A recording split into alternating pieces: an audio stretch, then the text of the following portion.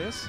I think I might know. Anson Dorrance? Yeah, for North Carolina Tar Heels sitting next to me. You see 400 wins in his total career. A little trivia to start your afternoon. Good company to be in. Yeah, we're underway here from Lakewood Ranch. Second game of the quarterfinals. Fatai laces it forward, and it's too long. Covered up well by Ella Bushko. And it will stay with South Florida deep on the other end. Well, the Bulls, they have, call it unfinished business or maybe trying to right the ship. They lost in the first round of the quarterfinals last year to Florida Atlantic. Same seed, same situation. Kind of an opportunity to get right and sort of amend things. That's definitely something that's going to be on their mind, along with the form that they've had this year as well. But they know that they have to go throughout this tournament. They can't just rely on what's happened in the past, but use that more just as confidence to try to help them extend their season. South Florida in a very unique position this year with coaching change, but a longtime associate head coach in Chris Brown had previous head coaching experience as well at VCU as the Bulls trickle into the final third quickly. Sarita Thurton one-on-one takes a tumble, well defended by North Texas, and they clear it up. But oftentimes when you have a coaching change, Denise Schulte-Brown going to the pro level, you don't necessarily get the chance to keep consistency in things, and there really wasn't very much change. South Florida got to kind of build on what they already had because the staff really barely budged. And that's really nice about that, because you can share some of that coaching responsibility, and how you organize your staff can set you up for those moments if there are transition like that, and that's what Chris Brown's done coming into that role. Bernard will play it back. Meanwhile, for North Texas, this their debut into the AAC tournament. Longtime dominance in Conference USA. They have a 10-year stretch where they won 8 trophies, one every year from 2014 to 2019. South Florida and North Texas colliding once again. Mean Green also looking for their first ever win against USF. They've only met twice each of the past 2 years in AAC play. Bulls have a free kick here. Will we get Tiana Fatai, one of their best distributors? 5 assists this year.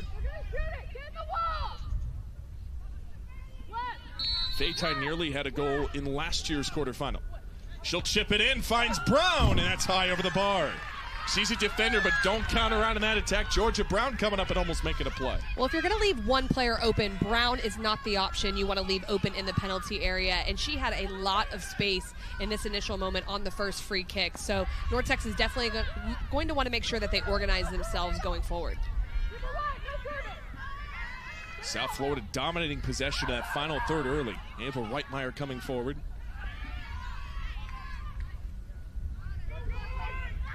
Bulls creeping in again. Sarita Thurton out on the wing. One-on-one defended, and that's well played by Lily Cunningham. She clears it out of trouble for the moment.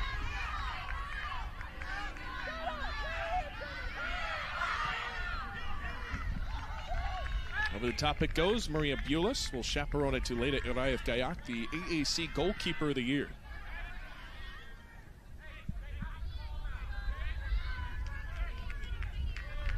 And South Florida coming out and sort of setting the tone offensively. Chris Brown had talked about that they expected North Texas to come out very aggressive, so the Bulls maybe trying to match that energy. I think so. You know, with North Texas, they love to go forward. They love to put you on your heels and score lots of goals. So that expectation can just keep your team ready to go. And I think we're seeing that from South Florida so far. And back to your point about Georgia Brown, something else we brought up with Chris Brown, the head coach for South Florida. And he talked about that for her. Last year, Vivian Bissett sort of anchored things. It was her and Bissett playing on that back line for South Florida. This year, Georgia Brown having to take over a lot more responsibility, and he talked about how he believes, I haven't seen a better defender in my league. Those were the words he said. Talked about her on the field, how brilliant she's been off the field, of 4.0 GPA in biomedicine and math. Called her a genius. She's a very good ball winner. She's good aerially, but a lot of times the best center backs make things look easy by just reading play well, and she certainly does that. Lifted into the 18, Fatai in the area, and there's no connection. Brunner wins the ball. North Texas very much on their heels early, but there's no break to that defense.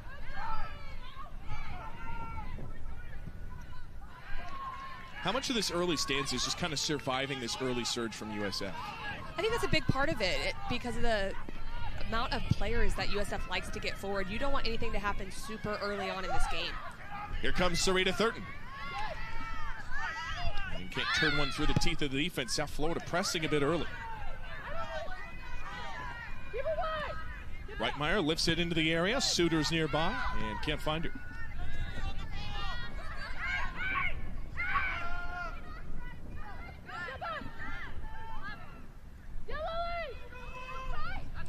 Up for Sider-Eckenberg. North Texas is all over it.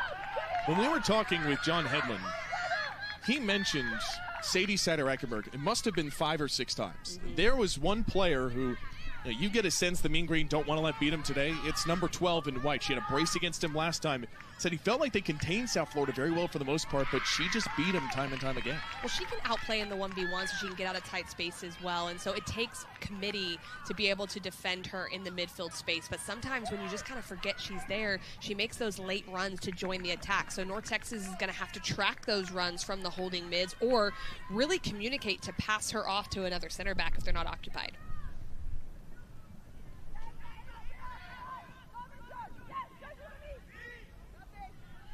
It's tipped and it rolls to the goal line. And later, Uriah Kayak will take it. Junior keeper transfer coming over from Spain. Her goals against average has been stellar. Part of the reason she got goalkeeper of the year. Also a first team all-conference selection. You've gotten to see her a couple of times in the regular season. What are some of the qualities she brings into the net for South Florida? Well, I think one of the biggest things that she's able to do is keep her back line organized. And when you play in a 3-back, you have to be able to do that where they feel comfortable. Bruner has a look. Defers into center. Fabry's shot is turned away. And off the loose ball, here come the Mean Green with Rachel Roebuck, their best offensive weapon. Beg your pardon. That's Webb. Or rather, Bushko.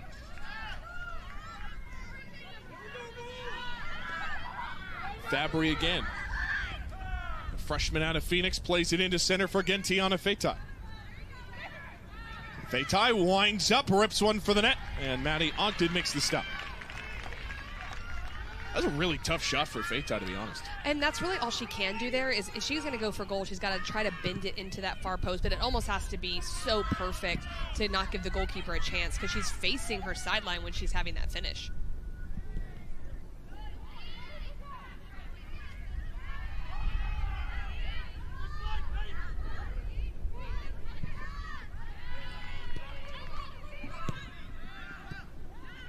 And pass intercepted by South Florida.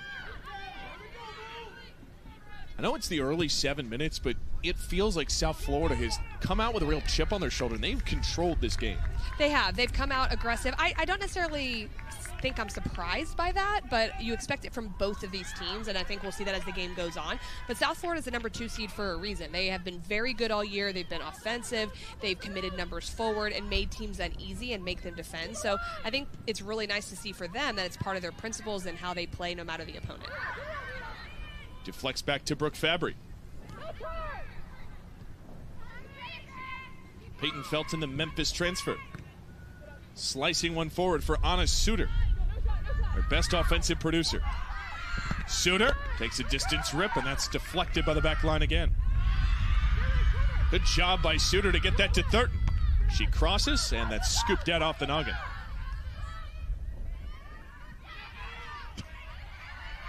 Here comes North Texas through the midfield.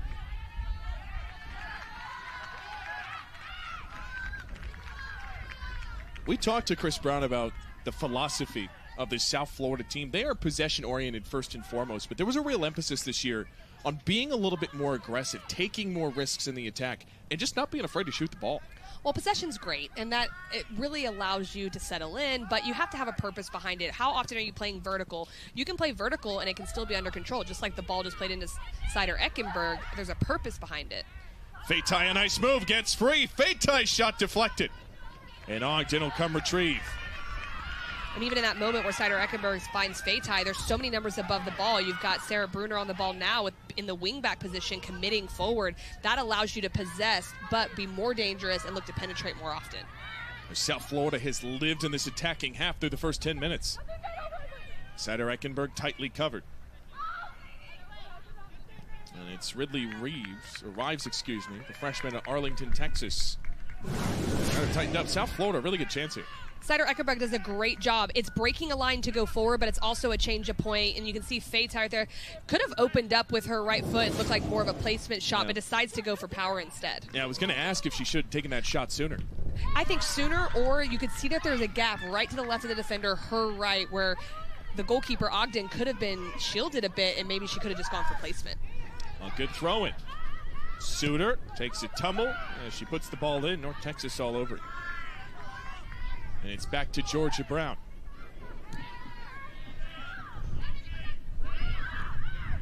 Brown, an all-conference first-team pick, second career honor. Come award season for Georgia Brown, the Hofstra transfer. We saw it earlier, real threat offensively as well, especially if South Florida gets a set piece with that 6'2" frame, she can be a problem. Absolutely. I mean, and set pieces can be a huge difference maker in games like this. Whizzed into the final third. Suter gets on the ball. Suter strikes! South Florida up 1-0 early. They're absolutely rewarded for how they've come out in this game, just on fire. Everyone going forward. We've seen shots from Faye, we've seen Bruner getting in the box, and now it's Anna Suter. This ball's played forward, brought down so well. There's no one tight enough there. She fends off a challenge, and that's a great finish with the left foot. She hits it right on the bounce. If she takes a touch, there's a recovering defender. You don't see a better technical strike than that for the first goal. The 8th goal this year for the UTSA transfer. The all-conference second teamer puts the Bulls up a goal.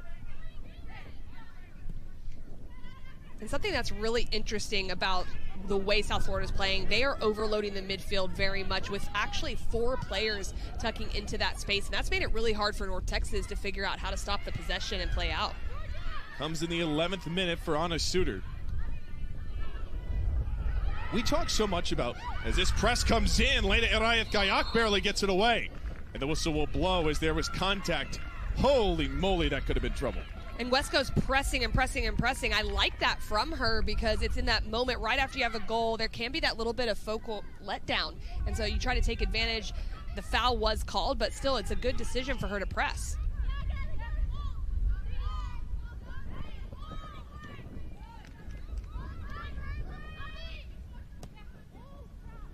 Deep through ball goes wayward to the sideline. And North Texas will throw it in. Casey, we felt it over the first 11 minutes of this match. South Florida, there's just an attitude to this team to start the match, and it kind of felt overwhelming, like something was going to give eventually. And Anna Suter is the one that finally punctures through for North Texas. I don't think this is just about being down a goal. They have to find some kind of way to regain control and style in this match. They do, or they have to decide we're going to be defensive-minded and stay compact and try to stop the attack of South Florida. But I don't think that's their mentality. That's not the way they like to play. They can be organized defensively, but they like to play forward. But first, they've got to get possession of the ball. Right now, South Florida looks like they can't be dispossessed. Sarita Thurton into the final third. Just a bit of an edge to these Bulls. And that is one off the ball. North Texas with a 1v1 win, much needed. You can just see it in the passing, too. South Florida defensively. A lot of urgency from this group.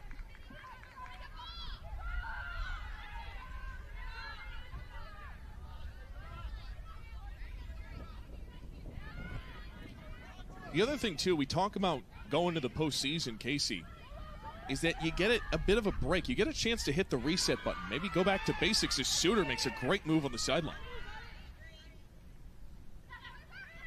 Bulls creeping it again. Suter launches, and that's long and wide. They're playing with a little bit of swagger, a little bit of savvy right now. Anna Suter does a great job, and I think she's feeling it after this goal right here. Fins off the challenge. I love that strike because it's a great strike in and of itself, but it's the inability to allow that defender not to come back. They cannot recover in that moment because she strikes it on the half chance that she gets, and she connects perfectly. Deep, hopeful ball to the other end doesn't go, and Bulis will pick it up.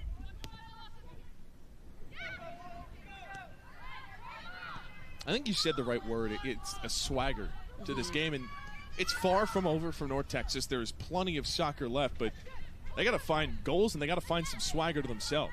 Well, in their last matchup, South Florida did the same thing. They went up early, they did give up a goal, and then they responded again. So it's a tight game, and that's something that I'm sure the coaching staff has prepped in their mind. Like, we need to start and play the same way, but can we get a second goal? Can we provide a little bit more separation and continue to move forward instead of giving them a chance? Thurton turns the corner, sends it to the post, and Ogden is there. Look, this is a North Texas team that averages north of 21 shots a game. They lead the nation in producing shots. They're fourth nationally in shots on goal, so don't think it's without quality. They average more than 2 goals a game. And that's why you don't want to let North Texas hang in this if you are a Bulls fan or part of their staff, because they can generate a lot of goal-scoring opportunities. And you know that they have the quality to adapt and figure out, okay, what can we do in order to make South Florida uncomfortable? But I think for right now, because South Florida is feeling it, they just need to stay compact. Here's Brooke Fabry from 20 yards out, straight to Ogden, who is being peppered right now. The 4th shot on goal, the 9th overall for the Bulls. We're barely 15 minutes in, Casey. It's slow them down. That's what you got to do. And what has to happen potentially is sit your 2 6s, your holding mids, right in front of the center backs, slow them down, make South Florida go side to side first. Right now they're going very vertical. So I think you got to start from there. Then you can start to maybe frustrate the Bulls and try to win possession.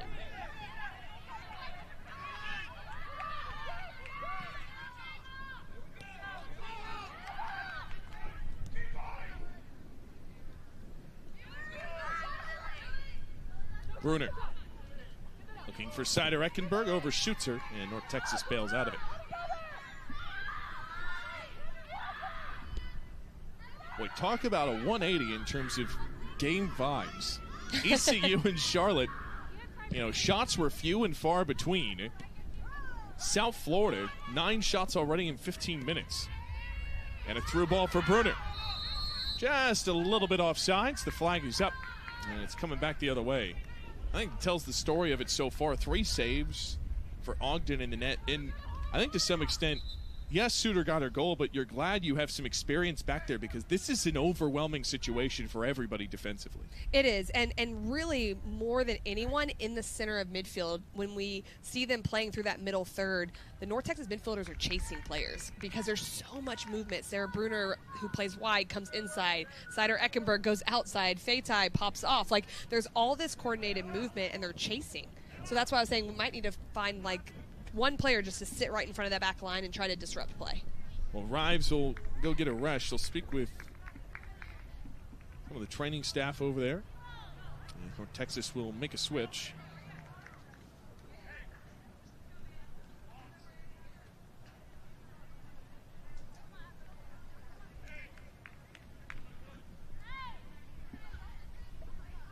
I believe this is Bea Rosales. And it is indeed.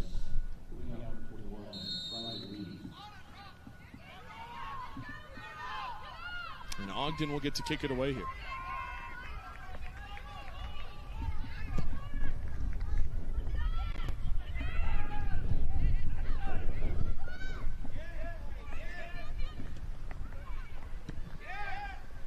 North Texas not only without a shot, they have barely touched the ball in South Florida's final third.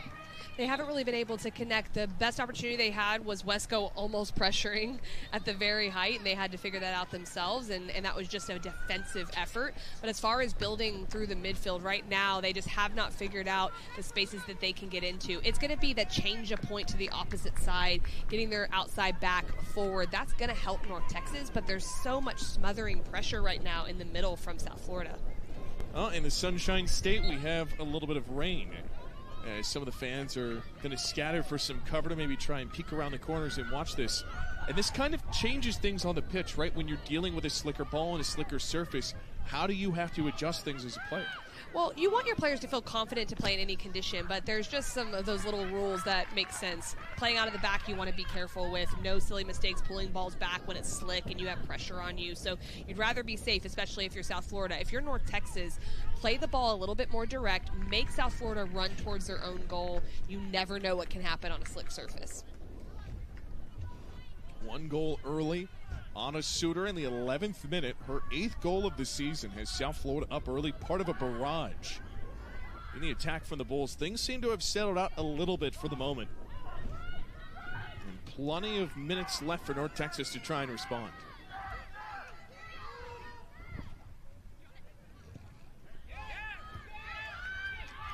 Loose ball on the other end. Sarah Bruner will chase it down. Bruner one-on-one on the edge. Serves it up opposite side, and nobody in white to corral it. And I'd like to see in those moments in the wide area, Sarah Bruner just continue to go on her left foot and play that early ball across, because when she cuts it back, it allows so many players to come in, and your runs have already overshifted, and so you see that ball go to the back post.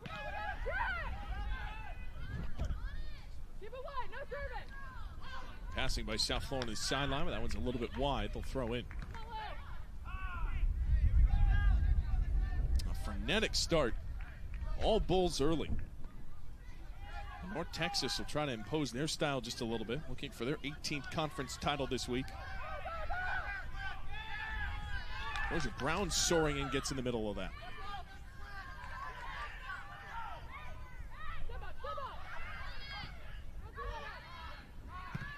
And all this pressure from South Florida has forced North Texas to go into a 4-5-1. They started with players a little bit higher, but they're having to drop Flannery back into midfield because there's so many numbers going forward. And when you see Georgia Brown come into the midfield and win those balls, that's going to be really important.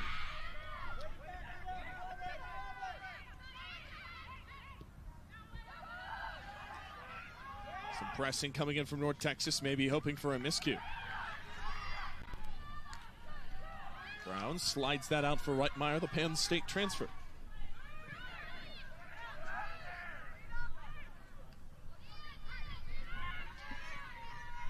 Fatai up for Suter. She takes a tumble with no whistle. It's a clean tackle by Roebuck.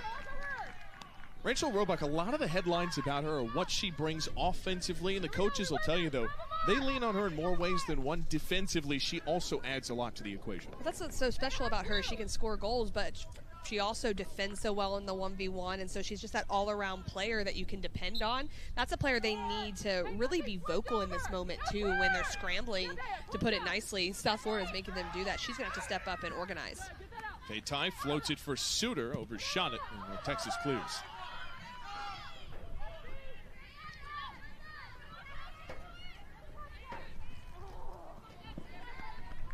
This will be a Bulls throw-in. Well, the rain has temporarily abated, at least. It is a sunshine shower through and through. The sun never really went away. Just a light sprinkling. The fans will be trickling back in. Yeah. Mother Nature adding a little bit to the field maintenance. A little drama.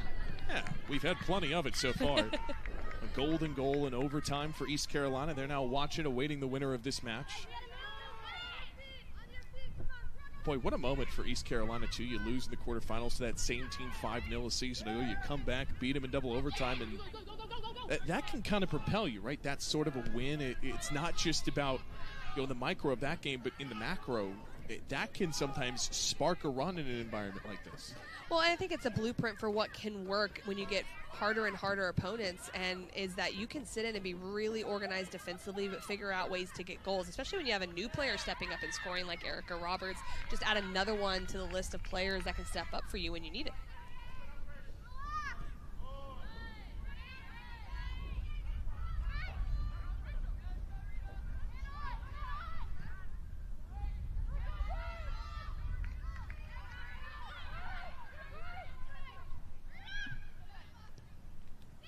We just saw Mia Bernard kind of looking to go with Wesco up top along that front line, and Fabry had to track her in there. That might be a recipe for success for North Texas if they do play more direct, to put Mia Bernard a little bit higher up, because if you don't track her out of the midfield, she'd have a lot of space to expose.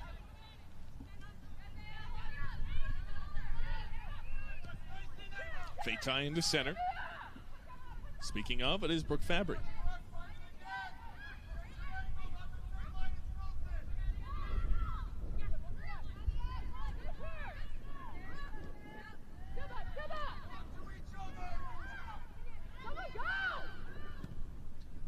Lifted into the 18, too high for Bruner, and will skitter to the sideline. I think if you were to talk to South Florida right now and ask them to evaluate the first 22 or so minutes, they'd be pleased with the goal, sure, but I think the possession, and that is their style of play, is what would please this coaching staff the most right now. I think it's the possession with the dangerous ability out of the possession. They've done a really good job to connect going vertical, going forward. It hasn't been hopeful. It's been with a purpose, and I think that's what they would be really excited about in this moment for sure. In and out it goes.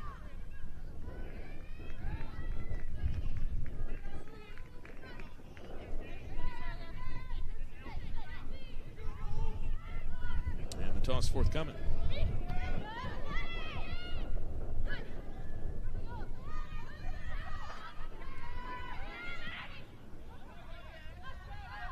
Suter can't stay with it. You mentioned the formation change earlier. It feels like South Florida doesn't have quite the same recipe for what North Texas is presenting, but at some point you can't hang back forever if you're the Mean Green. Right, and they're more in that 3-6-1 formation with the 4 in midfield, so that creates a huge problem centrally. North Texas has to figure out, okay, well, where are the spaces? Right now, they've just decided to go more direct and long, which that's fine, especially when they're trying to settle in. But it's going to be about getting the outside backs forward and making Sarah Bruner, making Sarita Thurton chase back to their own goal. A hopeful ball, 3 defenders in the area. No shot. Later, Raif Gayak will come to it. And waste a little time, scoop it up. 21 minutes to go in the first. Anna Suter with the strike. 9 shots, 4 on target for the Bulls. North Texas has not had a shot. They have not had a corner. It's been all green and gold through this first half, as this is well wide into the sideline. It's on the horizon, 5 versus 4, UAB and Rice, Tulsa in Memphis in the nightcap. An estimated start of 5 and 7:30, both here on ESPN+. You know, we talked a little earlier about UAB and Rice. That's kind of an intriguing matchup. See what UAB's got. Nearly made some noise in this tournament last year. There's South Florida threatening again. It's Suter again. She connects. Sarah Bruner puts it home and puts the Bulls up 2.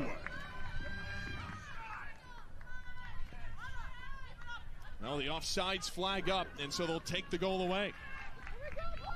And not to take anything away from it, though, because the buildup was really nice. They're finding the wide space really incredibly well. It's Fatai who's popping out into that channel. She's so comfortable in possession. I'm going to cross it. Nope, never mind. And now I'm going to find Suter at the top of the box. Goes for the shot herself. And Bruner really opportunistic. That had to be incredibly close, because it looked like she came off the back shoulder, but must have just been a little bit too forward. That was nearly a 2-goal game. Instead remains 1-0 South Florida. So it's a big call. Bruner just a step too long.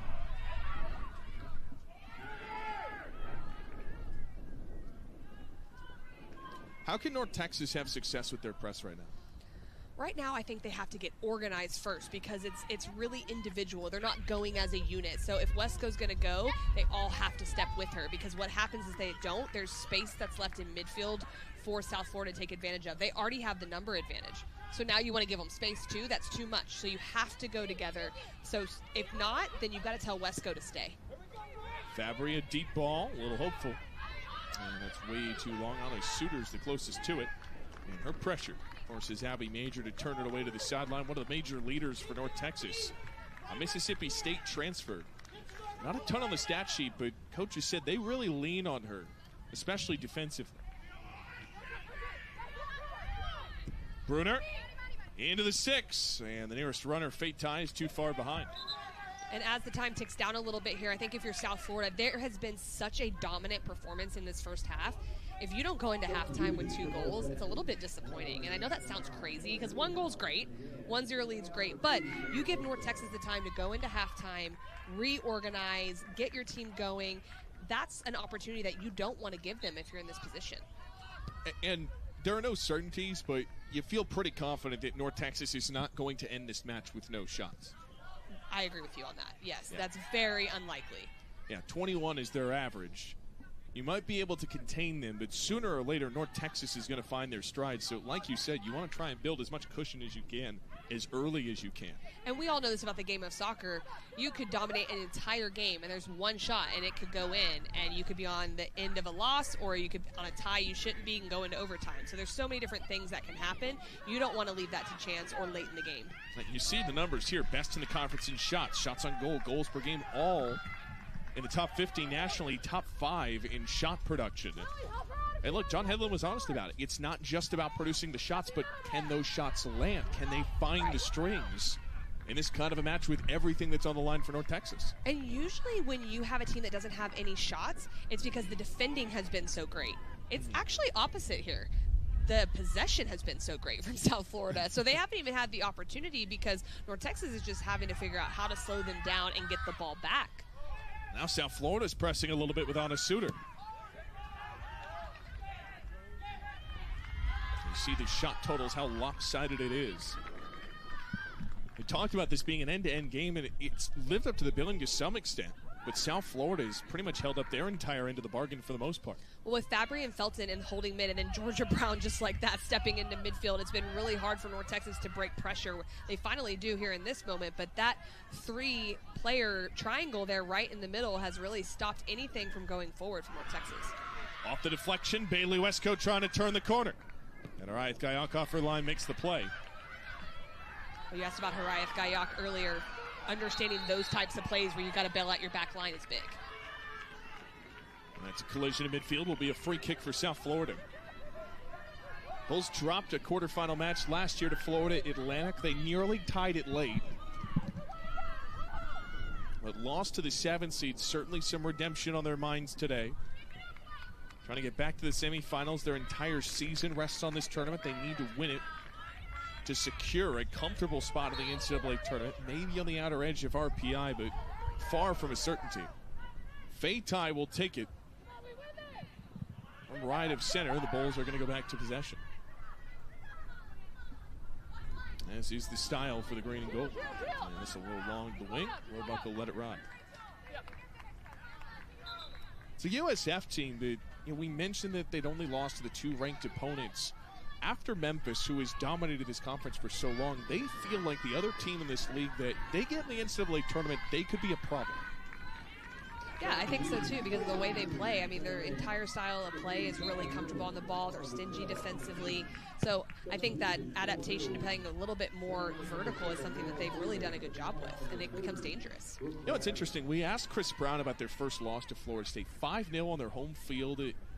For a lot of teams, that can feel very deflating. It can feel very negative.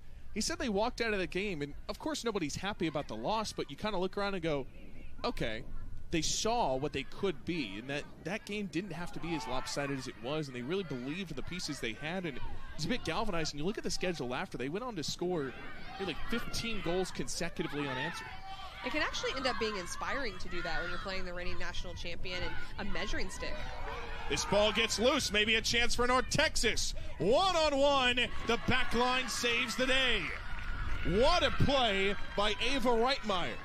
And that's the risk right there when Georgia Brown steps into midfield, and you want her to do that, but if they don't narrow behind her as back, she gets beaten. They're not narrowing behind Bulis and Reitmeyer, but credit Reitmeyer for coming across, forcing an easier shot from the front runner, but it was a very good opportunistic play there going forward.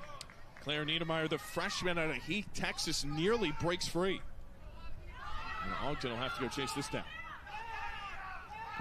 And that's where North Texas is going to have to be clinical in front of goal because they aren't generating those opportunities. And so you kind of see on both sides where it can be a little bit scary if you've only got a 1-0 lead against a team like North Texas who looks to capitalize on mistakes like that.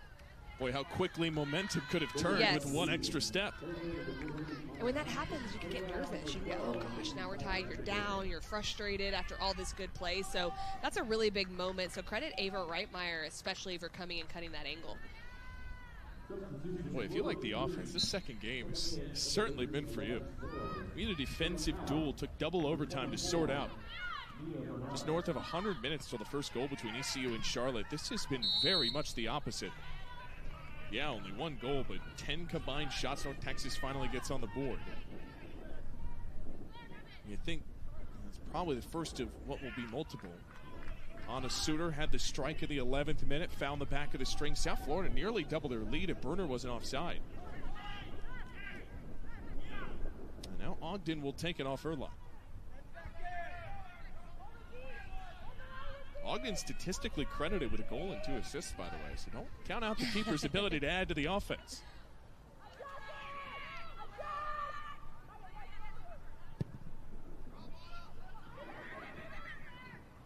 And it'll bounce straight to the other keeper, later by Gayak.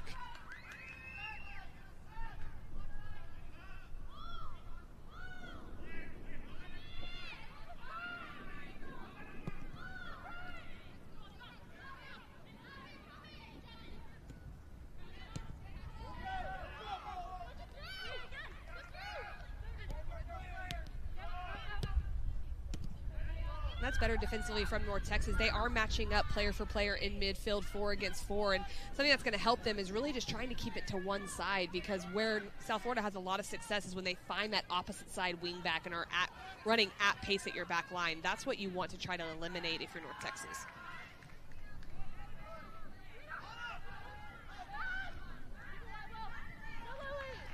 And this will skitter out along the sideline, stay with South Florida.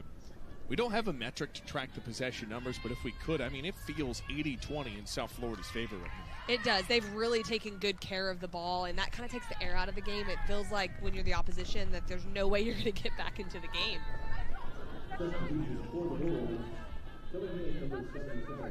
There's only one stat that matters for North Texas, and it's the one goal they need to tie it. Again, a little too high on that intended pass for Bruner. And North Texas will chaperone it to the sideline for the throw-in.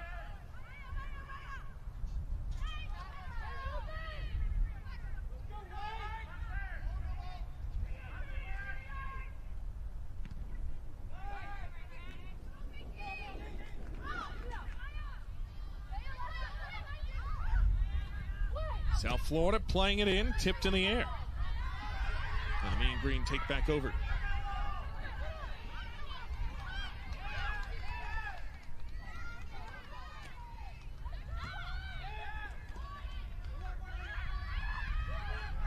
It's a North Texas team, no stranger to adversity. Had some very up and down games. Very exciting, frenetic, high offensive outputs. Colorado State, a 2-2 tie at the beginning of the year, lost at Colorado 4-3. And they were right with it with number 20 Alabama at the time. A 2-1 loss for them. And a great game against the Crimson Tide. Came in really good in conference play. Won their first 3 matches before losing to ECU on the road. And it's funny, for a number 7 seed, there are so many positives when you look at North Texas from 30,000 feet. I mean, this is a team that not very long ago tied 0-0 with Memphis. Yeah, and I think that's something that we have to remember throughout this game. As much as South Florida has had the possession and the massive lion's share of it, they definitely are a team that can stay in games and cause problems. They did get that really good opportunity just a little bit ago. And when you have a schedule like that, it tests you early on, so your team isn't as rattled when things happen like this, and they just have to really be resilient, see it out, and then make the changes that are necessary within the run of play.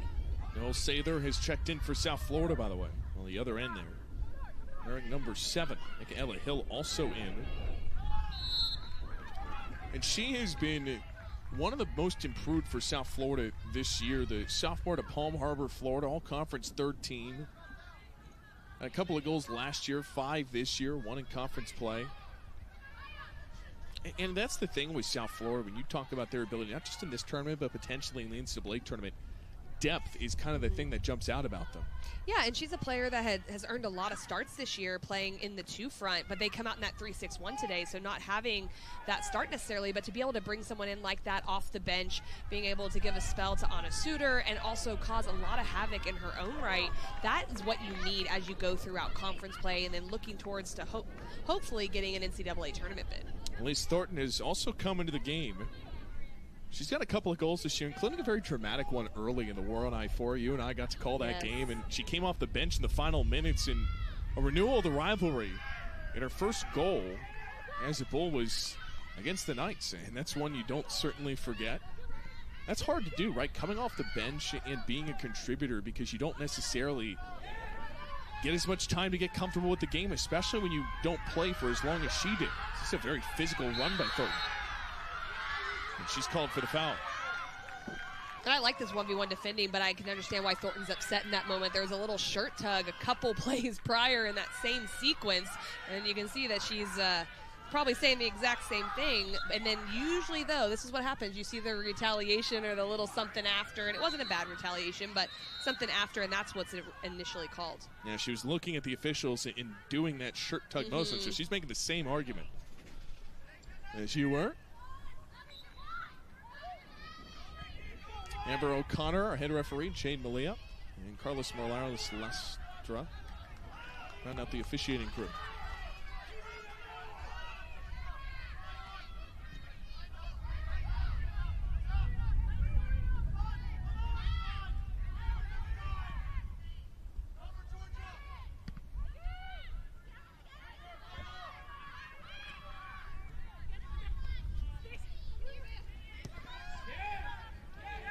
Deep through ball.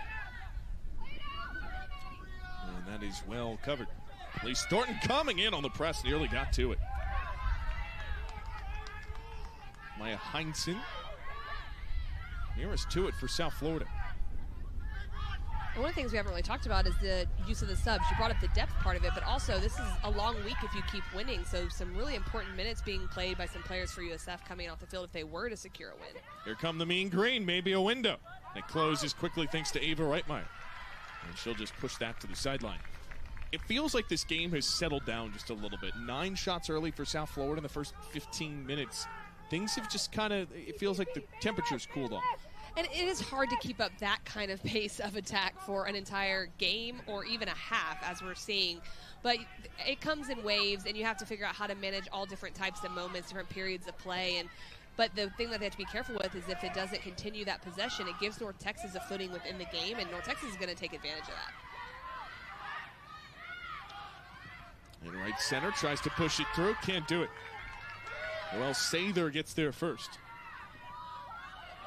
That's well defended. Bulls controlling the ball very well across the midfield. Heinsohn. A deep drive intercepted. And a whistle in midfield will bring it back. The American Men's Soccer Championship begins this Friday, November 8th. First round games held at campus sites. Semifinals and finals will be hosted by the top seed in Memphis, November 13th and 16th. Watch all the action here on ESPN Plus, ESPNplus.com/AAC. Talked earlier, men's side should be really fun. Bit of a different travel element. You got to go, if you're in the playing games, to another location, then you travel to the semifinals again. It's kind of a different wrinkle, right? Versus being in a neutral site for a prolonged period of time, because those flights, those changes of hotel, that stuff does matter. It does. It makes a difference. And you have some people will argue that it makes a difference for the team traveling. Others will say for the ones kind of staying, like they're not as played in, but they get that rest. So it's like which one is more important. But yeah, you have to manage that as a staff, know your team, and know what's needed in those moments. Yeah, both positives to good problems either to direction. Have. Yeah, good problems to have at the end of the day, and get to see more of the conference. I think that's always a good thing. Tiana Faitai's got it in right center. I mean, it's an easy trip for FIU and FAU. They're not very far apart. Depending on traffic. Actually, now that you say that.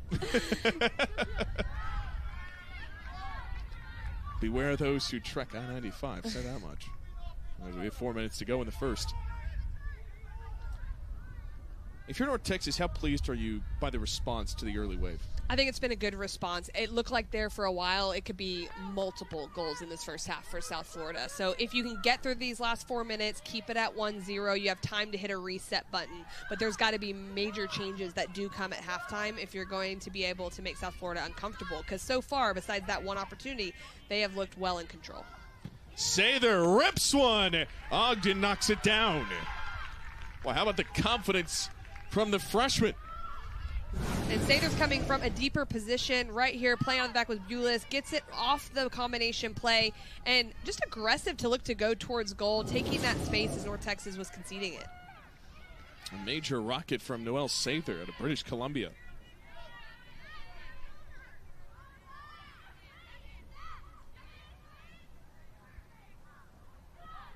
Casey White, are you not entertained with this first half? Oh, I think it's been a lot of fun. So much possession. You can just see the quality on the ball of so many of the players. It's a lot of opportunities on frame. So it's definitely what we expected. A little more of the vertical play, most of it coming from South Florida. But you see where North Texas has that ability to do it as well. Well, South Florida in the 11th minute, finding pay dirt with Anna Suter. Part of a frenetic start for the Bulls where they dominated. North Texas has found their posture a bit, but still only one shot that was on a breakaway.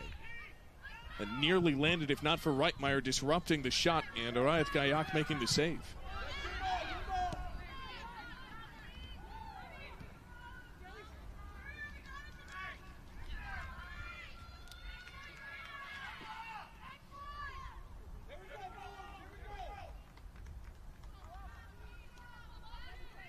Throw in from Ella Bushko, an all-freshman team pick. A bit of a push from behind, no whistle. And the last touch by Elise Thornton.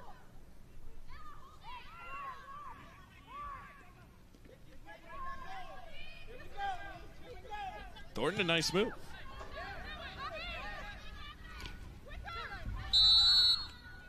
foul from behind will get the Bulls a free kick. Maya Heinsohn, a really highly talented player coming into this Bulls program, the #1 player in Canada for the 2024 class. They had to be a little careful with her in preseason. She was banged up a little bit, but Chris Brown said she can do some special things on the ball. She looks really comfortable in possession in those tight areas. She's able to use her body really well. You can see that. Very comfortable coming off the bench, playing that role. And she's done some work defensively as well when South Florida's flipped to press. South Florida, a lot of players from Canada, a lot of ties from this coaching staff into that area. They have roots there, both as players and coaches. Pretty easy pitch to anybody who's lived in Canada their whole life to come down to Florida. But I think so. I think that applies to a lot of schools in the AAC. North Texas, I'm sure, in a similar boat.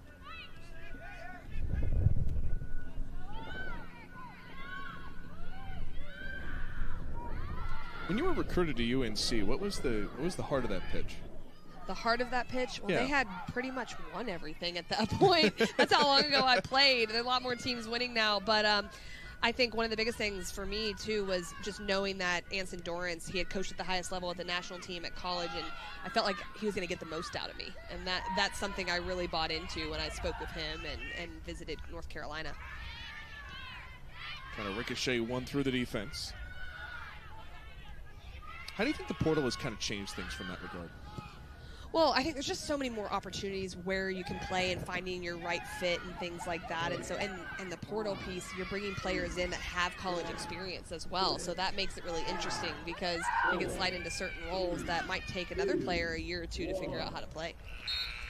South Florida, a scorching hot pass in store. By the way, we talked about the keepers in that first half. We might see a switch. Maddie Ogden is still in net for North Texas as we begin the second.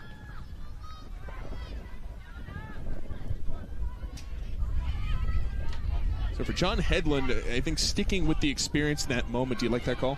I think so, because she was able to see everything that happened in the first half, too, and live it and feel it and breathe it. So there were no issues from Ogden in goal. So not only the experience she brings into the game, but the experience she gained in the first 45 about what South Florida was looking like, that's important to keep that consistency. Yeah, and I think it's easy to look at that first half and say, well, she gave up a goal, but South Florida had 9 shots at a 15-minute stretch. Some of that is at some point you have to not let South Florida get that many opportunities because she can't be everywhere at once. That's much more a credit to how South Florida played rather than a knock on Ogden. I completely agree with you. One factor, and we noticed this right before we came back from break for the start of the second half, almost out of nowhere we've been teleported to the Midwest because the wind has picked up with what feels like gusts of 20, 30 miles an hour. It has, and that can impact games, especially for a team like North Texas who wants to go vertical and wants to generate anything they can to have an opportunity. South Florida is going to want to keep the ball on the ground, but North Texas is going to want to get it forward and turn the backs of Georgia Brown and Reitmeyer and Bulis in the back and make them run towards their own goal. So maybe they'll use the wind to their advantage. And you see he's really picked up strongly. We've had smatterings of rain. We've had high gusts of wind, but much in the spirit of the state of Florida, it has not been consistent or predictable. The skies have gone gray, but who even knows?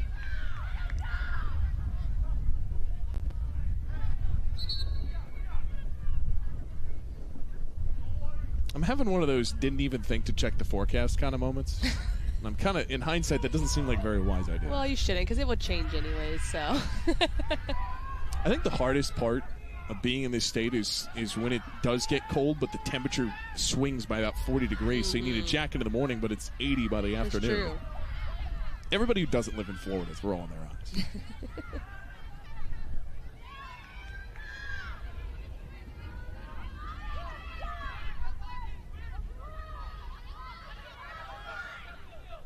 Reitmeyer plays up for Cider Eckenberg. She turns it in. Suter, who had the goal in the first half, ran into traffic. Fatai cuts it down, takes her shot, and Ogden slaps it over the bar.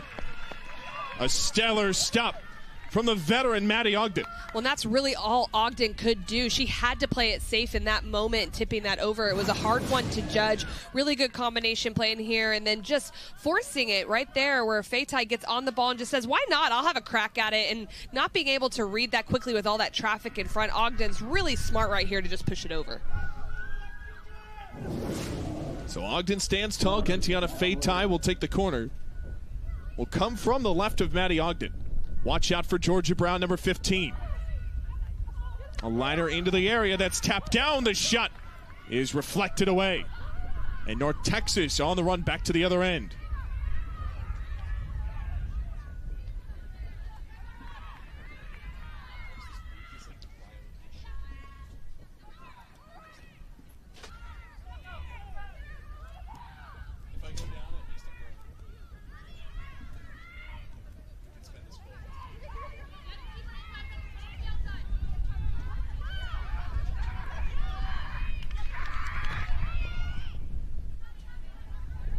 This is good extended possession from South Florida. And you can tell North Texas is trying to press a little bit higher, but that change of point is something that South Florida has been so good at finding today through their midfield. It's because of all the off-ball movement that they're having.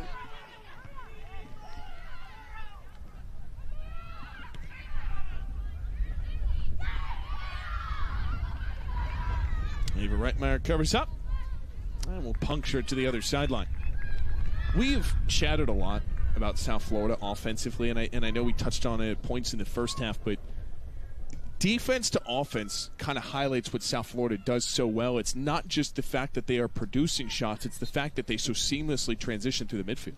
They really do. They have a lot of quick passing, but it's not just for the sake of passing. They also are a team that, although they're good in possession, we talk about that a lot, they're good in transition as well, and a lot of that is through Sarita Thurton in her wingback position. So even if they have a team that is pushing forward a little bit more, they can still be dangerous because of what she can do off the dribble and getting into that wide space.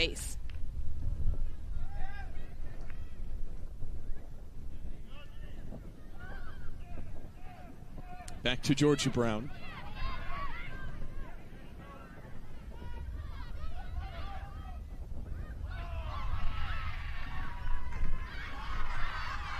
Takes a tumble. North Texas still with it. They'll play the advantage. And Georgia Brown hops in front of it. And that's 2 passes, and they go 40 yards all under control. That's what they've been so good at today. And South Florida wasting no time to the other end. An open look for the Bulls. Bruner denied. Maddie Ogden makes another play for North Texas.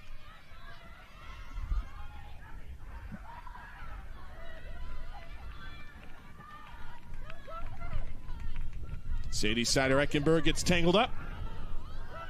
And there will be no whistle. North Texas has it.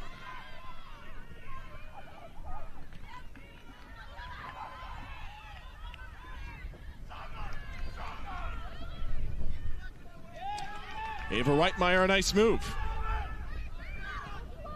She gets it up to Sadie Sider-Eckenberg.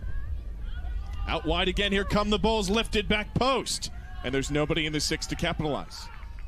Well, there was some rare transition moments we haven't seen, but Georgia Brown makes the interception deep in her own half. It takes 2 passes to find Fatai. Fatai's the 3rd pass to find Bruner, and she makes a good first preparation touch, tries to go near post, even though she had Anna Suter there central. It's a good opportunity from Sarah Bruner. I like that she wanted to go for goal, but what a big save from Ogden. Boy, just by that right foot, keeps it out of the lower edge.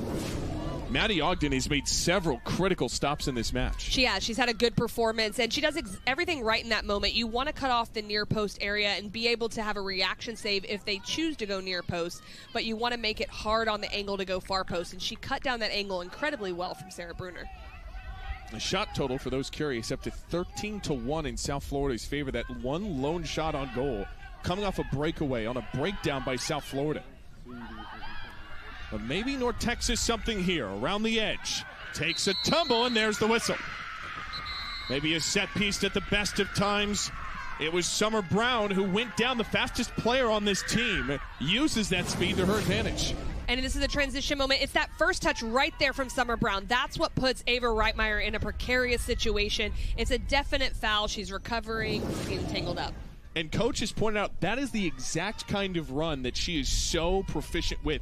On the left side, cutting in, said she draws a lot of set pieces, but she also scores a lot making that type of run. Well, and what you do is you give all the advantage to yourself, because as the defender's recovering, they either have to foul you or let you go. That moment, Reitmeyer fouls. If she lets her go, she's in on frame for a potential opportunity.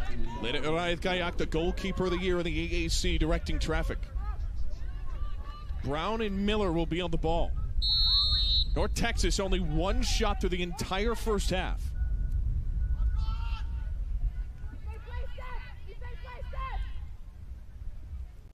Will tap it wide and a miscommunication.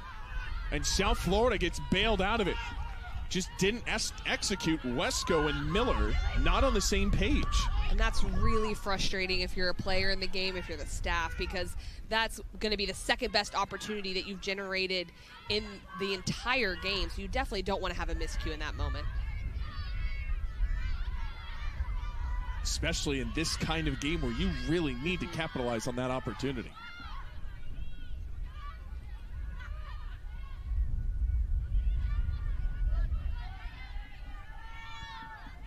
And Casey, you've done your fair share of coaching. Those are the kind of ones that just make you want to pull your hair out, right? That's exactly what I was going to say, actually, when you were leading me there. I was going to say it makes you want to pull your hair out as a coach. Fatai, a long rip straight to Ogden. Or it gives you more gray hair, one of the two. You know? More gray hair to rip out. Exactly.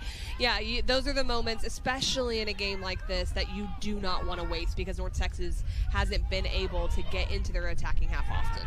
And you get a set piece from 20 yards out, and you come up with no shot even in the area. That is a tough pill to swallow for the Mean Green. Especially when you're the 7 seed taking on the 2. You got to be on the same page there. South Florida leaves a loose ball in the midfield for North Texas. Maybe a miscue in North Texas's favor. Wesco, a nice move past Fabry. And off the bounce, Bernard can't keep it. But that interchange is good between Wesco and Bernard because it pulls Georgia Brown out when Wesco checks to the ball. So if they can pull her out, set the ball to someone else with Bernard running in behind, that up back through is something that could expose them. Pulls into the final third. Suter again turned away. Now it's Fatai.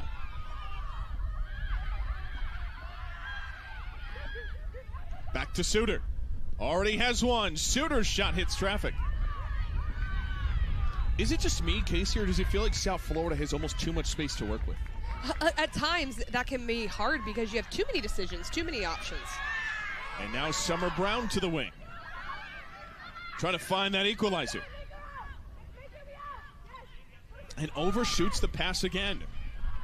Was looking for Lily Cunningham. That's back-to-back brutal miscues by North Texas. It's the efficiency now in the final third. I think if you're North Texas, though, you're happy you're even getting up there, but they haven't been up there for a while, so now they're not connecting. And you saw Georgia Brown of South Florida retreat centrally. I thought Summer Brown could have gone on the dribble right at her. Instead, lets the defender recover and then comes out and has that miscue. So just little timing issues and decisions right now for North Texas are a problem. Is this a function of the pressure of this kind of game on North Texas?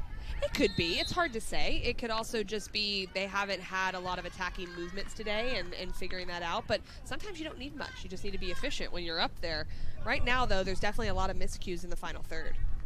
There's John Hedlund, 30 years, 400 wins in his time against at North Texas. Never had a losing season. Not going to have one this year. 7-5-6 their record. Him and Anson Dorrance at North Carolina last year were the only 2 active coaches who had done it. Now he's the only one. 16 conference titles for the Mean Green in his tenure. As Brown will play this back.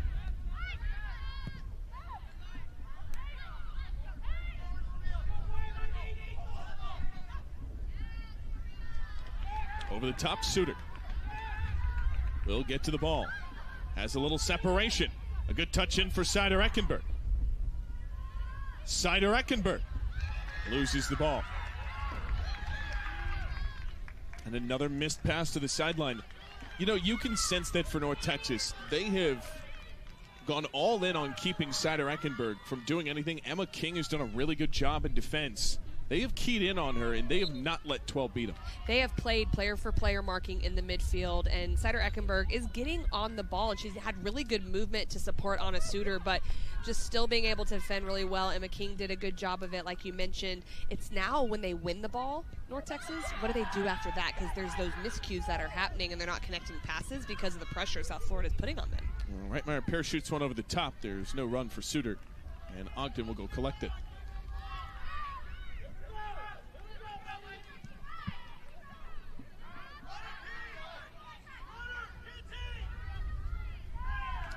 Fumble on the sideline. That'll earn the whistle and a free kick for North Texas.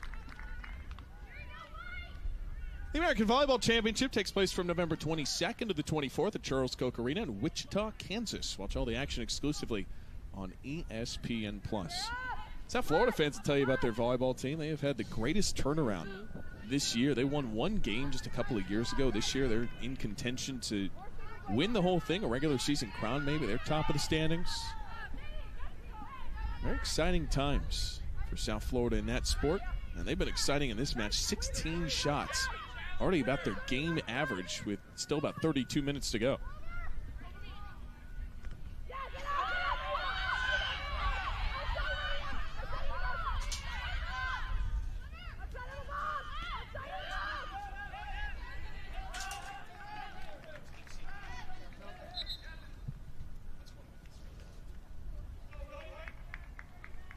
For Texas, how much of for North Texas, excuse me, how much of this is a mental battle, Casey? There's the definite mental piece to this, and I think we're seeing that play out in front of us. Just a little bit slow in decision making, but the longer this game goes on, and it's only a 1-0 lead, you can build in confidence if you're North Texas, because they're still keeping it close. South Florida hasn't figured out that second goal, so you're always in it, and so you would think the mentality would get even a little bit better as they go throughout this second half.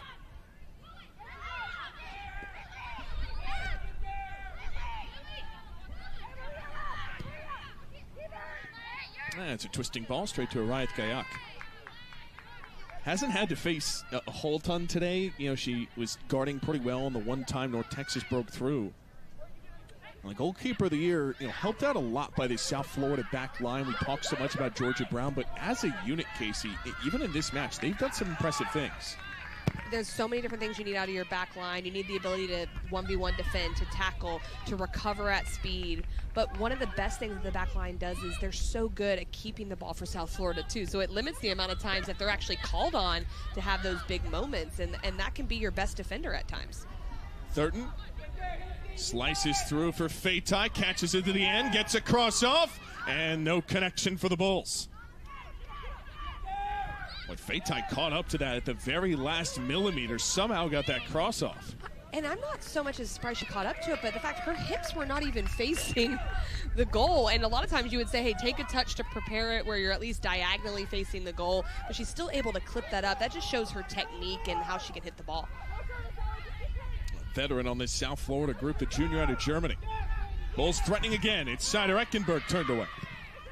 And a clearance off the foot of Bernard. Over the top, Georgia Brown will have to chase it down.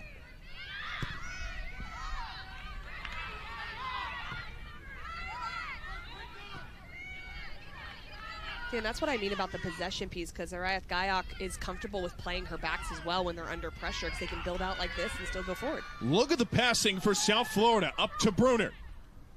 Loose ball, Fatai denied. Ogden, by her cleat, shuts down the South Florida attack. Bulls still threatening. And North Texas wiggles out of trouble. Rosales cleans it up to the sideline. A laser beam in. Ogden will fall on top of it. It is a great build-up play. This started all the way from the goalkeeper, Arayth Gayak, in the back. It goes across. Faitai's getting in a more advanced position in this half. She was doing it somewhat in the first half, but this time Bruner finds her, just puts it into a dangerous area, falls right down. But what a great save from Ogden, and she really is keeping North Texas in this game.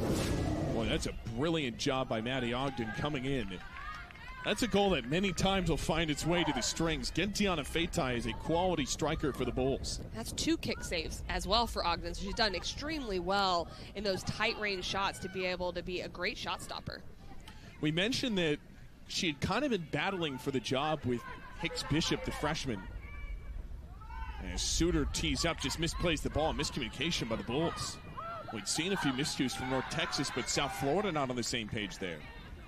Does sometimes maybe that kind of battle fire you up if you're Maddie Ogden? Yes, of course, your career and your season on the line, there's all of that, but just kind of, playing with that chip on your shoulder of owning that spot in the net. Definitely. You need competition. Competition is healthy, and I think that's for any player. And so why are goalkeepers any different? Field players have it, goalkeepers have it. But what's interesting about goalkeeping is they have their goalkeeping union. They all call it that it's like iron sharpens iron. They make each other better. They work for each other. But ultimately, there usually is an obvious number one. And when there's not, it can be a little bit difficult. Now there is Hicks Bishop. Played at IMG Academy just down the road in Bradenton. Had a shutout against the Memphis Tigers. Also started against South Florida in the last match. Faced 8 shots, had a save. Did allow the 2 goals to Cider Eckenberg. It was a game-time decision today. They ultimately went with the veteran, and that's paid off multiple times. Cabral tried to whip one through to center, and the Bulls are in a corner. And if the race is close between 2 goalkeepers, you do go with experience usually, and this is a make-or-break moment for her. So, like, the emotional side of it can be a factor as well of being able to show up in a really big moment as an older player. Fate tied to the flag for it. 64th minute, Bulls searching to double their lead. They have outshot North Texas 19-1. Can they find a 20th shot for their second goal? Lifted in and punched out by Ogden.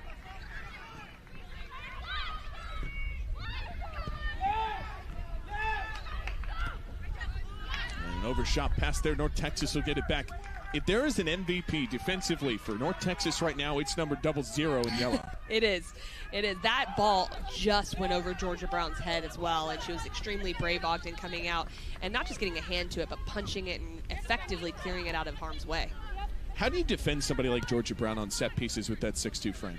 It's very difficult. You have to have a player marking her, and that their entire job is to make sure that the path to the ball is not easily found from Georgia Brown. But you also need a zonal player that can win the ball that's coming across.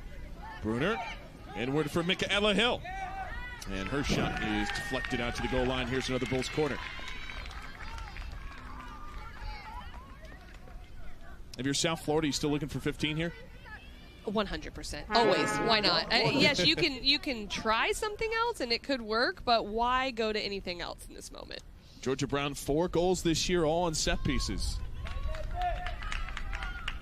She's been a difference maker. Fate tie. Arc Swan to the back post, doesn't go. And North Texas will encircle it with 25 minutes to play.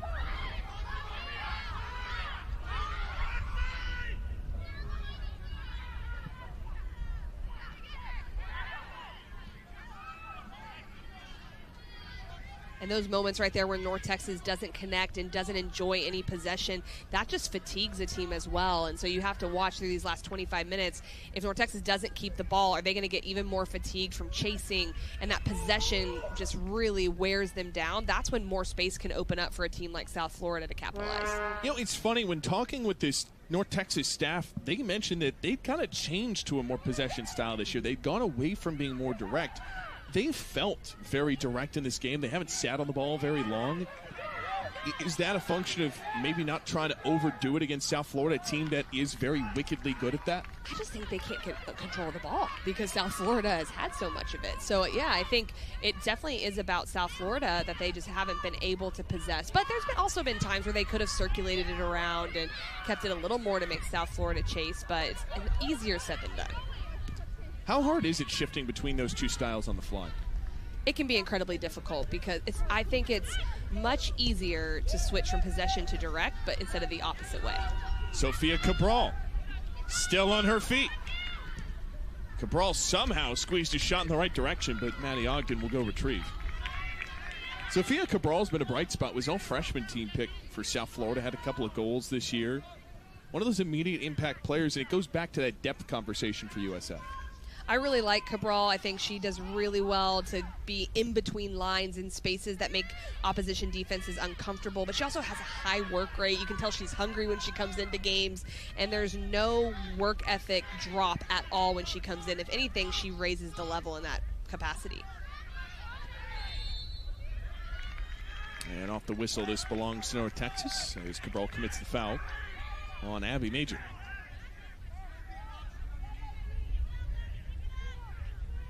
You see a patch and love wins on the hat of Chris Brown. That is in honor of the tragic passing of Amir Abdur Rahim, the head men's basketball coach at the University of South Florida.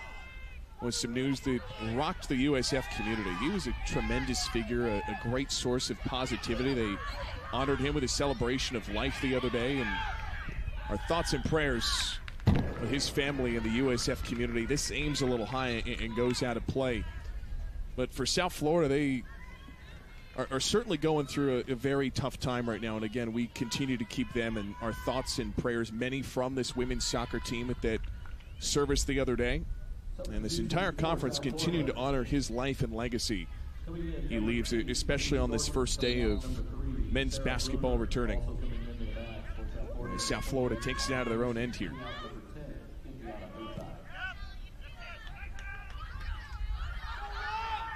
Hopping ball to the other end. Whistle will end the play. It's going back to North Texas. That was really good tracking from Abby Major at the center back role and being able to keep possession out of it and draw the foul. You need to see the quality of her as a center back and how she's helping protect that back line in conjunction with Ogden in goal.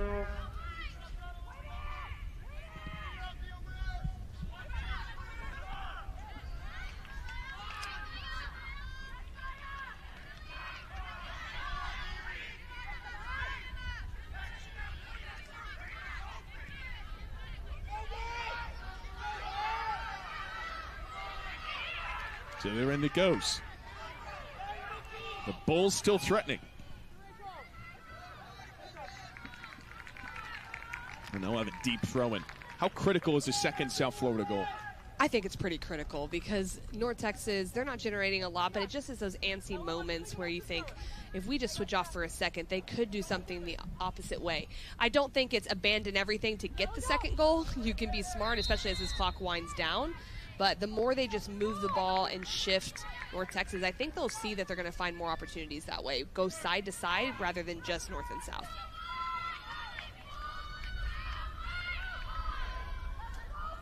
So Maddie Ogden will take it here. You know, it's funny, we said earlier that those shots are coming sooner or later for North Texas. They've still only had one shot in this entire second half. It was not on goal. This is a wild 180 from what we've seen. This is the team that leads the nation in shots total. I think there's a combination of a lot of things. One, the possession piece of South Florida, we can't deny that. So North Texas just doesn't have the ball a lot to be able to create going forward. Two, the organized defending shape of South Florida has been really good. So when they are organized and they lose the ball, they can win it back quickly. And three, when they have gotten up there, North Texas just has not been very efficient technically. They've had some miscues. They haven't been able to connect in that area. So all three of those things has really, I think, what led us to this point where they only have that one shot.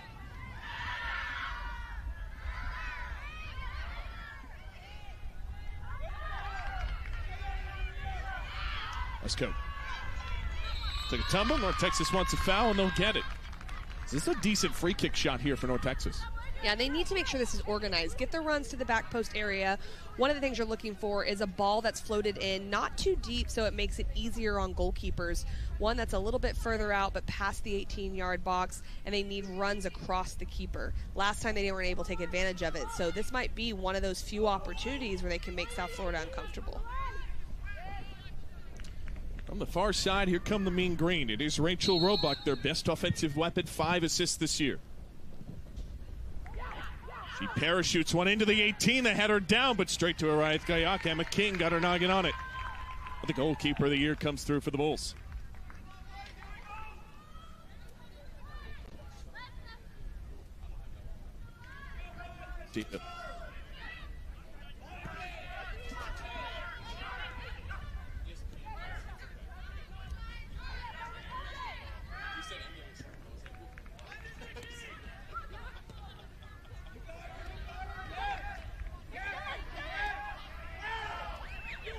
Here's Hill in the right channel. Tap forward, Cabral just missed her. Oh boy, that was nearly a brilliant chance for the Bulls. Instead, Maddie Ogden comes through again. It just feels like North Texas by the skin of their teeth hanging on, and a foul on Sarita Thurton. She can't believe it. That's not a foul. I have to say it. Sarita Thurton recovers really well. It's 50-50, doesn't extend her shoulder. It's just a good play right there on Lily Cunningham. But still, good for North Texas. They have the set piece. This is the opportunity to just get everyone up a little bit, get everyone a rest as well, because South Florida is pushing a lot of players forward still with only 18 minutes to go.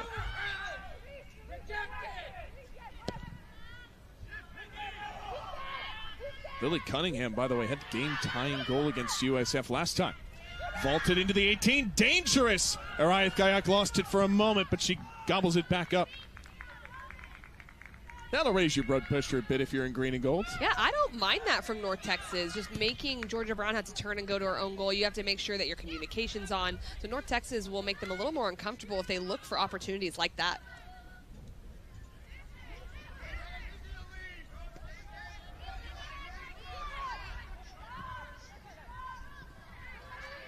Nothing in the final third for South Florida. They're denied.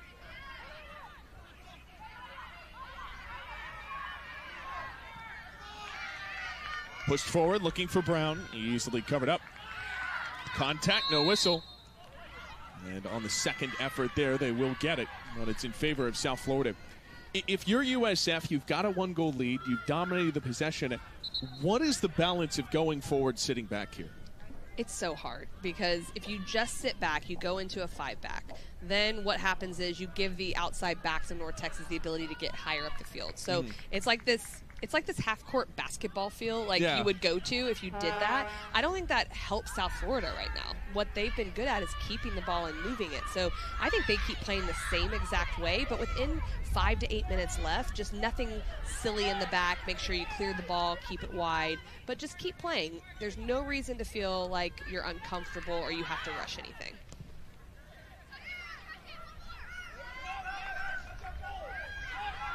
Navigating wide, a through ball for Hill.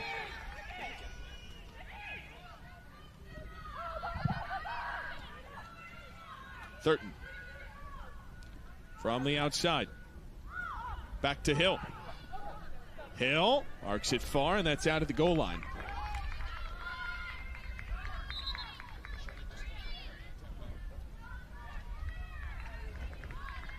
Substitution.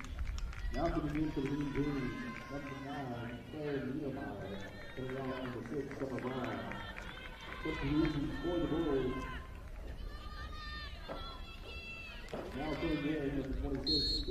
Spend less and stream more sports with a special offer from ESPN Plus. Save $20 and get an annual subscription for the price of 9 months. You can scan that QR code there and get your annual plan with ESPN Plus. All the semifinals and quarterfinals for the AAC tournament on there. American Conference action all throughout the year, especially with basketball season on the horizon, men's and women's. Gonna need that. So if you don't got it, go ahead and scan that QR code. As that foul will put it up in the midfield.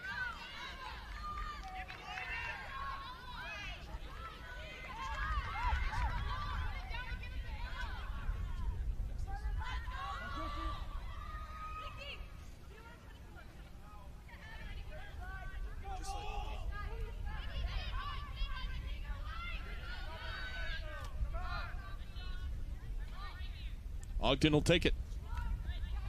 Up in the air deep. Elise Thornton turns it away.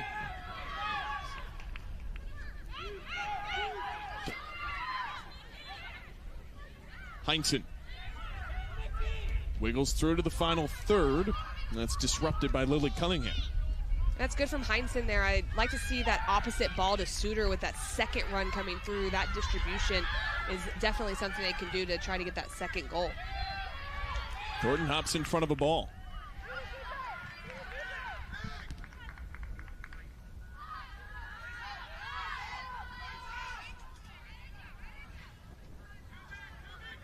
"14 minutes for North Texas to try and find something." This was a 2-1 final the last time they got together. And we have certainly not been without drama today. We'll say that much. There is still plenty of time for North Texas to find that one perfect opportunity. And a good move on the ball by Bernard. Into the final third it goes. Wesco can't hang on to it. And the freshman, Brooke Fabry, makes a nice defensive play. Really good from Fabry in recovery there, but you're starting to see North Texas settle in a little bit more in the attacking half. Suter nearly won the ball. Played up to the wing.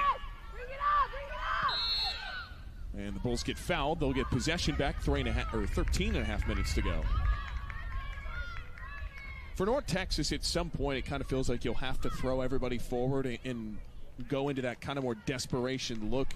What is your judgment on when you kind of have to start getting really aggressive and just pushing as many numbers forward as you can? Pretty much now. Pretty much now, but I think definitely the last 10 minutes, you have to do that and not worry about so much of what's going to happen on the other end. 2-0 doesn't matter at this point. So you have to think about where you can up in South Florida. When a team plays in a 3-back, it's usually the wide areas. So I would be shocked if the wingbacks of North Texas don't get a little bit higher, like Cunningham and Bushko, being able to play a little higher up to make Sarita Thurton defend more, to make Sarah Bruner defend more, those wingbacks of South Florida. And this is where South Florida, and Chris Brown's talked about this, their confidence in their wingbacks serves them so much. They talk about how tough that position is, but on one side you have Bruner, a veteran transfer out of Virginia, played 4 seasons, 51 games there. Sarita Thurton's a long-time staple of this program, international experience.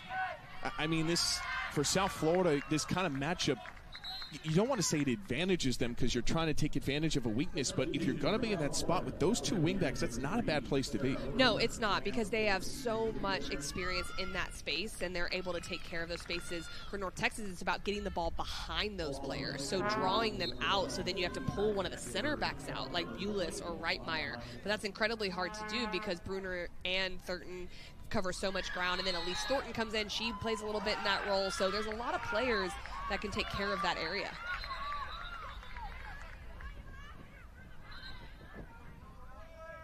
Sadie Sider-Eckenberg will go to the ball to take it. Bulls will have a free kick here with 12 minutes to go. Bulls trying to get back to the semifinals once again. After dropping the quarterfinals a year ago, they were their division champions.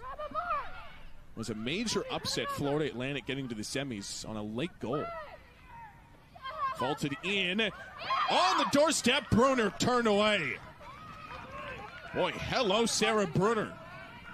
Teleporting right into the 6. Nearly could have punched that in. This is a great late run from Sarah Bruner coming across. It takes a weird bounce, and I think that might have been called back for a handball anyways if it had fallen to her feet because it was exposed and would have set up the goal. But good recovery defending. That's the type of runs on the backside with that change of point that you need from your wingback. It's clear they've tried to get Sarah Bruner more involved today because that's the second time she's almost punched the back of the net. Yes, just asking her to frame the goal, get on the backside, anything that pops through, you're going to be there. Giving that job and that responsibility to someone just puts that extra little bit of focus on it. We've seen that from her today.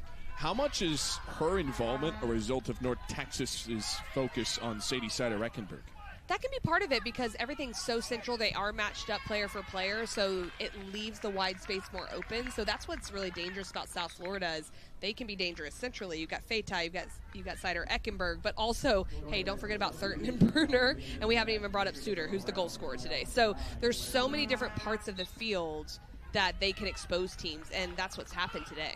You know, you and I talked about this when, John Hedlund had talked about them keying on Sadie Sider-Eckenberg. Is that takes a lot of confidence in your defense and what you can do. It's a credit to North Texas that they feel they can handle a lot of these other very talented options South Florida has. I mean, Anna Suter coming into the game with 7 goals, 3 assists this year, set records at UTSA offensively. And now here comes Anna Suter. She gets tangled up. Still upright. Sadie Sider-Eckenberg has real estate in her shot. Arcs way over the bar. Boy, that could have been dangerous. Ogden off her line, got caught in traffic. Sider-Eckenberg had all kinds of space to let it rip. Well, this was an incredible 1v1 defending tackle right here from Abby Major. Look at the timing on that. Gets her body in. Suter stays with it, though. Ogden with the big save, and I love this from Sider-Eckenberg. You can tell she knew what to do on that because she got under the ball to try to chip it, but impressive defending right here, and North Texas just continues to play.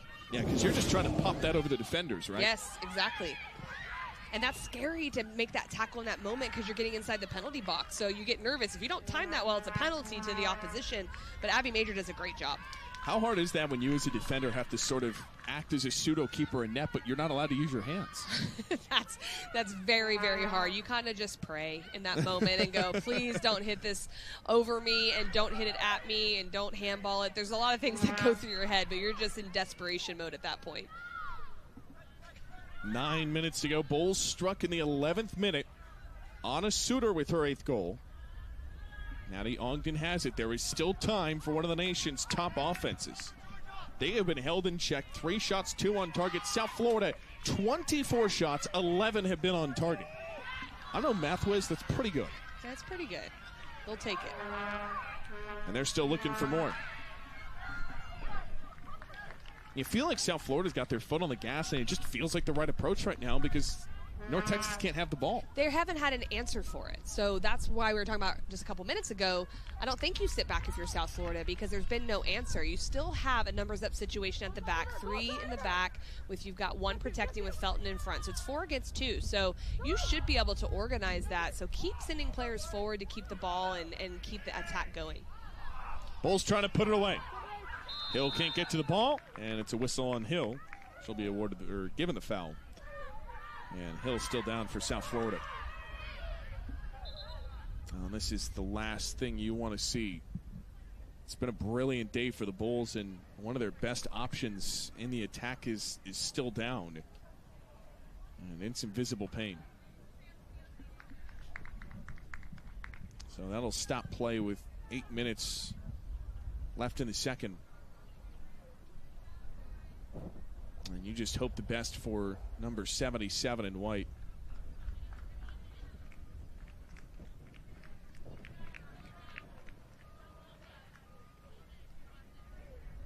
The Bulls' attack has been unreal today. Their season high in shots is 40. That was against Southern. And that was a blistering day offensively for USF, but it's one off second from a season high against a conference opponent. This is a season high. And they have gotten it from all over the place, including from Michaela Hill. A sophomore still down for the Bulls, an all-conference third-teamer. And the thing that's nice about her is that she's started, she can come off the bench. They were in more of a 3-6-1 early in the game when Michaela Hill didn't start. Now they're in a 2 front with her and Suter, so just different looks, and she provides a lot off the bench for the Bulls. Well, they're evaluating her right ankle.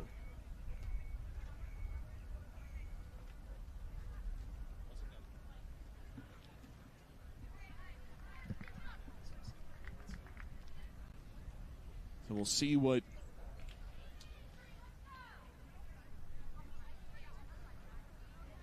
occurs here, and that's really good news walking off under her own power.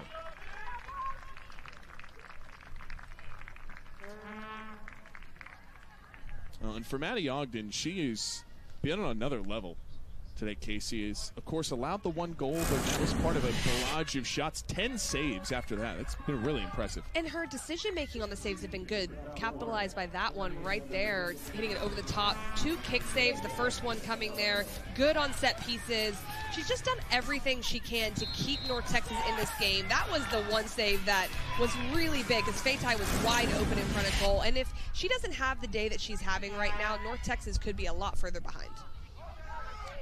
Now the veteran has kept him in this game. Maybe North Texas a chance to equalize. Takes the touch for Wesco. And Wesco misfires, shanks it off to the right. Well, that was good from Elise Thornton to tuck in from the left side, coming across just to put a little bit of pressure on Wesco. But better from North Texas, Cunningham. That's the left back getting forward and getting into the attack. That's what we talked about. Last 10 minutes of the game, you've got to send those numbers forward, and it almost pays off. By the way, the Bulls send Gentiana Fatai onto the pitch for these final 7.5 minutes in place of Michaela Hill. Again, we wish the best for number 77. In the 83rd minute. The entire season coming down to this for North Texas. They got to find a way to get this to overtime. If you're South Florida, you are clinging on.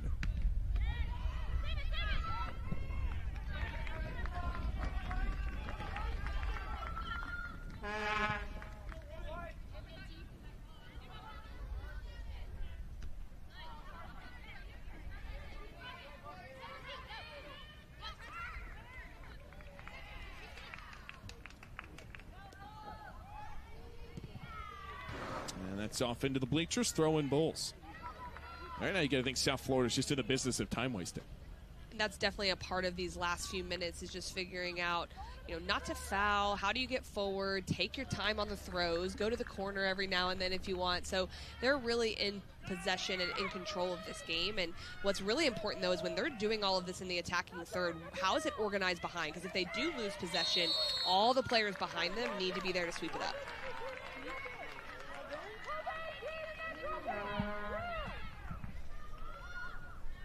Well, that whistle there will give South Florida a free kick. This is a kind of put it away sort of chance for the Bulls.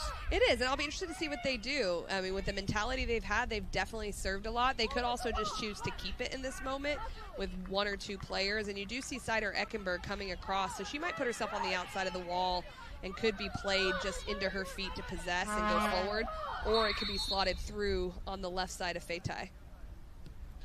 Fatai taps it for Sadie Cider Eckenberg.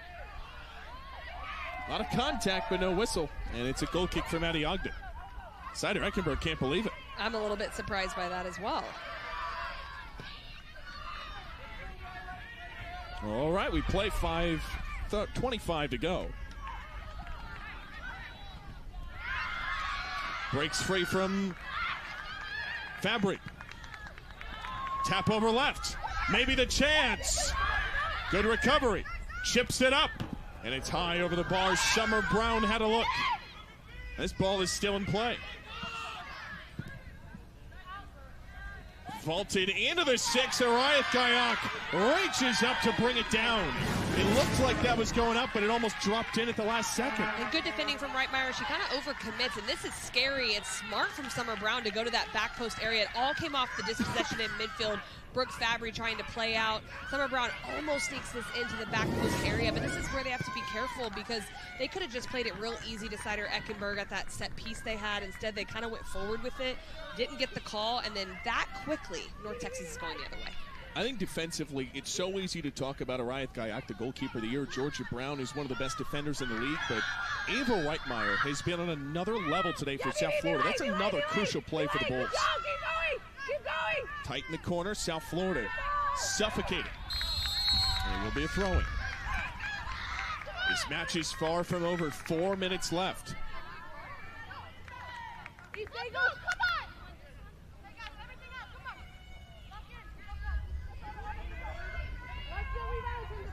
on! Boy, if you're South Florida, you'd sure feel a lot more comfortable with a second goal right now.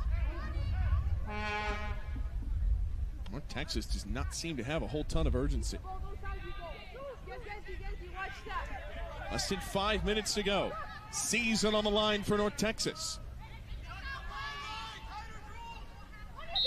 Maybe the biggest set piece of the season.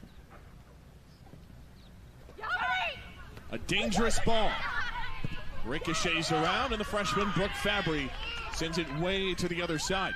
I'm not entirely sure why everyone wasn't forward besides Ogden on that set piece. Two defenders were still further back, and it's at that time you've got to get everyone in the box.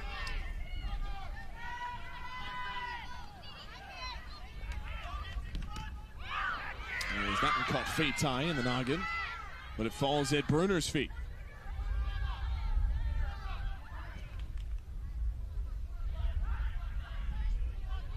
Cider Eckenberg.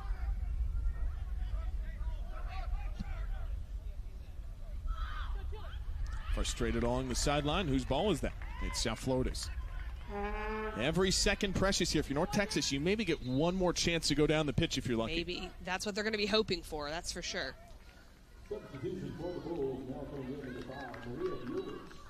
How has South Florida made Rachel Roebuck a non-factor today?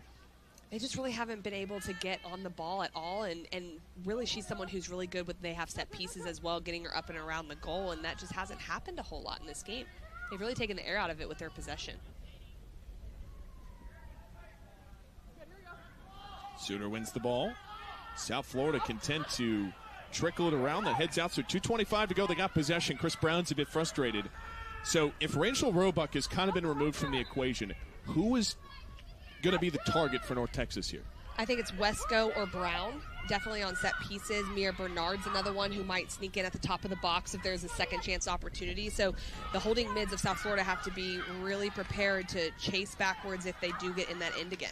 And they lose it in their own end, so South Florida, we've talked about their possession domination today. It shows again there. Fatai tiptoes the goal line, and Ogden will come off to boot this one away and just get it up the pitch. Inside 2 minutes to go. Can the Bulls hang on for a spot in the semis?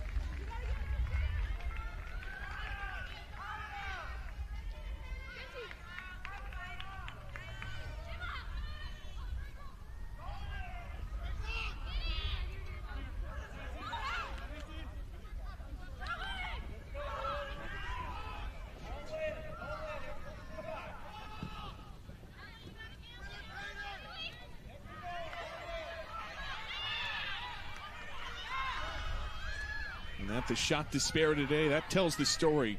USF out shooting the nation's leader in shots per game, but still 65 seconds left for North Texas. On paper, it's been dominant. On the scoreboard, it's the slimmest lead, and South Florida clears it up the pitch. And that might have been the final possession for North Texas. They got to make a play on the other end. Suter takes a tumble. She'll get the whistle. And that should just about do it. Anna Suter with 43.1. And North Texas will get a yellow card, but at this point just trying to make any kind of play to get the ball back. I like this from Anna Suter. She tries to keep possession at first and then finally just decides, I'm going to take it myself. Emma King can't handle her. Cunningham and Major come across. Just that little shoulder into Suter, draws the foul, the yellow card given. And now they can really slow things down here and take their time once they get this back into play. 43.1 to burn for a spot in the semis.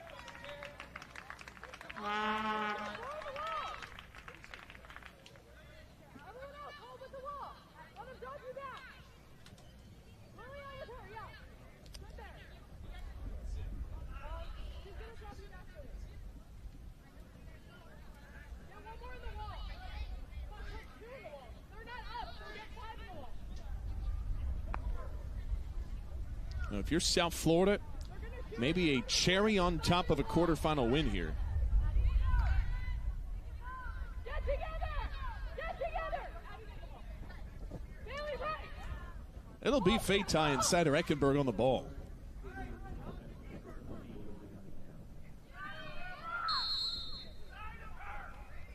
Let's see what the Bulls do. And Fatai's just going to pass it off and burn time. And Brunner lost it on the sideline. So 37 seconds left. North Texas has to throw in. They need a ball. They got no time to waste. They got to go. South Florida taking away options. They throw it right to the Bulls.